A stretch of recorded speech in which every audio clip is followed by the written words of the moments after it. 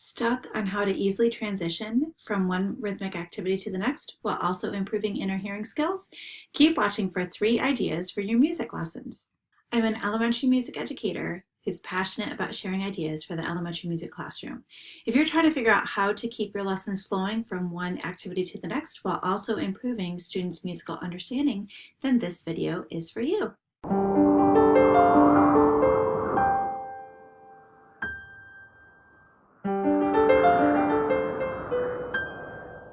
Hi everyone, I'm Aileen Miracle from Mrs. Miracle's Music Room.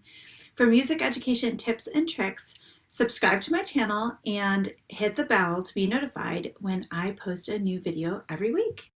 So activity number 1 to improve your students' rhythmic understanding is simply to do some echo clapping with them during the lesson. This is something that I do in many of my lessons, and it works as a great transition between one singing game to another singing game.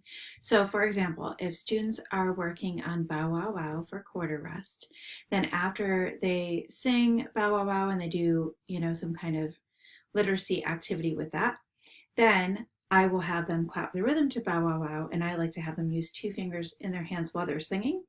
So they'll go bow wow wow, who's stronger though, etc. And then I'll say, be my echo.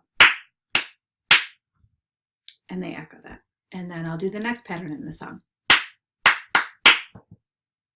And they'll do that. And, I'll pull a bunch of patterns from that song. After I've done several patterns or all of the patterns from that song, then I'll start transitioning to just some other patterns, which could be known or unknown. They echo me.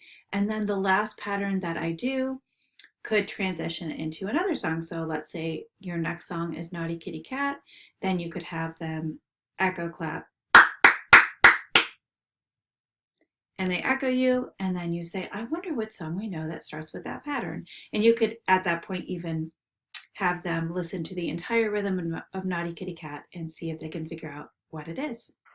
Rhythmic activity number 2 is similar to echo clapping, and in fact it can start with echo clapping, but it's decoding. So you could start, like I said, with echo clapping, where I clap, you're just being my echo, and we do several patterns, which could be from the previous song. And then I will just say to students, I wonder if you can say the pattern that I'm clapping back with rhythm syllables. And then I'll say, for example, if I clap, then you would say, and they would say back to me, ta, ta, ta. I don't have them say anything for the rest. But again, you can use whatever rhythm syllables that you use with your kids could use there. And then I'll say, okay, great. What about this one? And hopefully they say ta, ta, ti, ti, ta back at you.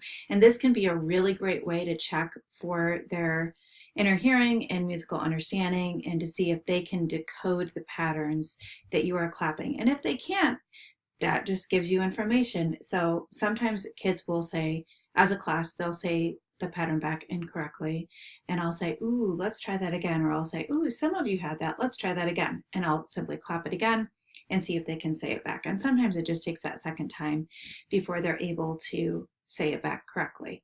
Again, so great for their inner hearing skills, so great for their rhythmic understanding. And again, you can use it as a transition to the next song. And rhythmic activity number 3 is Poison. This is a game that I learned years ago that could be done simply with a piece of chalk and a dry erase marker, depending on if you have a chalkboard or a whiteboard, or you could also use visuals, which I will show you in a minute. But the idea of Poison is that you simply write a 4-beat rhythmic pattern on the board, and this could be for whatever rhythm that you're practicing. So let's say you're practicing T-ticka, then you could write a pattern like ta, ta, T-ticka, ta on the board, and then I like to put a little cloud around the pattern. So that's our Poison pattern. And then I've played it one of 2 ways. I've played it where everyone's playing kind of for themselves, and I've played it where it's like the class against me. So the idea is I clap a pattern, they have to be my echo, and we keep going back and forth unless I clap the Poison pattern. If I clap the Poison pattern, they're not allowed to clap it back. So if they're playing individually, and they clap it back when it is the poison pattern. Then they just have to sit down. And I talk with the kids about not yelling at anyone, that they have to sit down, that everyone just worries about themselves, because sometimes kids will get ramped up with that. Or if you're playing teacher against class, then if anyone in the class claps back when they're not supposed to, then I get a point. If nobody claps back, then they get a point. And they absolutely love this game. It's just one of those things that you think maybe, yeah, I think they'll like this, and they absolutely love it. At least my kids do. And again, it's great for inner hearing. So if you wanted to start, like an easier level would be you say the pattern, like ta, ta, ti, tika, ta, and they just echo you with their voices. And then to make it a little bit more challenging, you could clap the pattern or play it on an instrument like a drum, and they have to clap it back unless it's a poison pattern. So they have to inner hear and know, oh wait, that's a poison pattern, I shouldn't clap that back. And like I said, you could use visuals if you want. I have these poison patterns in my TPT store where you just print them out and then can put them on the board.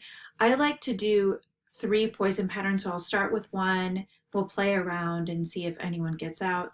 Then I'll add another, we play again, and then I add another and we play again. And that seems to work really well. And these visuals just have the cute little skull and crossbones if you want to do that. But like I said, you could totally do it with just chalk and a dry erase marker. If you are interested in the poison patterns that I just showed you though, I will link to my rhythm poison pattern set below so you can check that out. So just to recap, there were 3 ideas that we talked about today. First one is echo clapping, where you could transition from one song to the next just by having students echo patterns from one song and then kind of going into another song. Activity number 2 is to do decoding, where again you could start with echo clapping, but then you clap a pattern or you play it on an instrument and students have to say it back to you with rhythm syllables. And then the third idea is rhythm poison. The great thing about these 3 ideas is you can use them with whatever rhythmic concept you're working on, and they work really well for transitions as well. Comment below with any ideas you have for rhythmic activities or transitions in your music room. I have created a couple other videos about transitions. I will link to them below. And also, if you want to join a community of like-minded music educators, click the link below to join my Facebook group called Mrs. Miracle's Chat Room. We talk about rhythmic ideas, melodic ideas, just songs, strategies for your music room, and more. If you like this video, please give it a thumbs up. Like I said, comment if you have any questions or any other ideas. Make sure to subscribe to my channel and share it with other music educators. Thank you so much for watching today, and have a great day.